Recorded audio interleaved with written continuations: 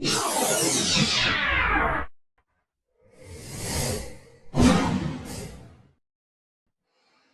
हम सीखेंगे कक्षा 9 रैदास के पद। पहला पद है, अब कैसे छूटे राम नाम रट लागी, प्रभु जी तुम चंदन हम पानी, जाकी अंग अंग बास समानी। प्रभु जी तुम घन हम मोरा, जैसे चितवत चितवत चंद चकोरा। प्रभु जी तुम दीपक हम बाती, जाकी ज्योति बरे दिन राती।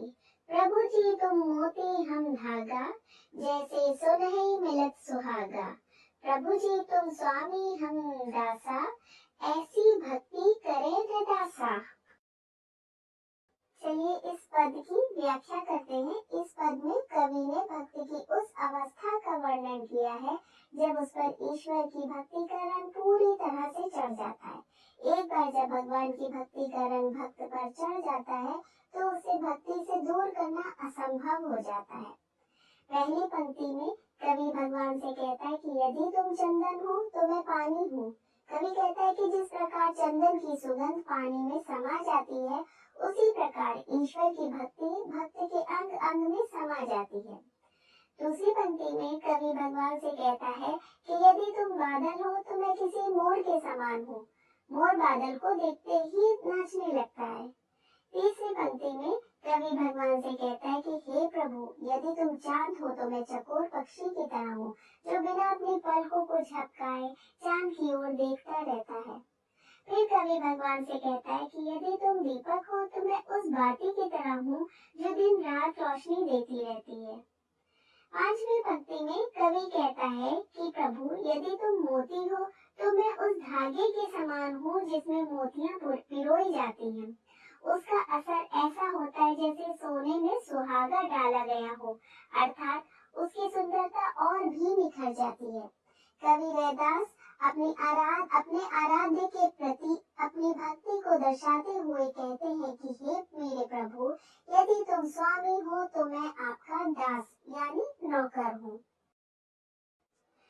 दूसरे पद में कवि कहता है, ऐसी लाल तुझ बिनु कौनु करे, गरीब नवाजो गुसैया मेरा माथे छतरु धरे। जाकी छोटी जगत कहूँ, लागे तापर तू ही धरे। निच ही ऊंच करे मेरा गोविंद, काहू ते ना डरे। नामदेव कबीरु तिलोचन संतना सैनु तरे। कही रविदास सुनहु रे, संतहु हरि जीव ते सभे सरे। इस पद की व्याख्या इस प्रकार है। इस पद में कवि भगवान से कहते हैं कि हे मेरे स्वामी, तुझ बिन मेरा कौन है, अर्थात कवि ईश्वर को ही अपना सब कुछ मानते हैं। कवि भगवान की महिमा बताते हुए कहते हैं कि वो गरीबों और दीन दुखियों पर दया करने वाले हैं। उनके माथे पर सजा हुआ मुकुट उनकी शोभा को बढ़ा रहा है। कवि कहते हैं कि भगवान में इतनी शक्ति है कि वे कुछ भी कर सकते हैं। कहने का तात्पर्य ये है कि भगवान की इच्छा के बिना दुनिया में कोई भी कार्य संभव नहीं है। कवि कहते हैं कि भगवान के छूने से अछूत मनुष्यों का भी कल्याण हो जाता है। वह नीची जाति को भी ऊंचा कर देते, अर्थात भगवान मनुष्यों के द्वारा किए गए कर्मों को देखते हैं, न कि किसी मनुष्य की जाति को। आखिर में कवि उदाहरण देते हुए कहते हैं कि जिस भगवान ने नामदेव, कबीर, त्रिलोचन, साधना और सैनु जैसे संतों का उद्धार किया था, वही बाकी लोगों का भी उद्धार करेंगे।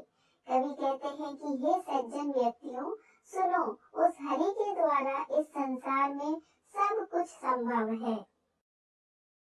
आगे के वीडियो में सभी प्रश्नों के उत्तर PDF के रूप में दिए जाएंगे, जिसको आप डाउनलोड भी कर सकते हैं।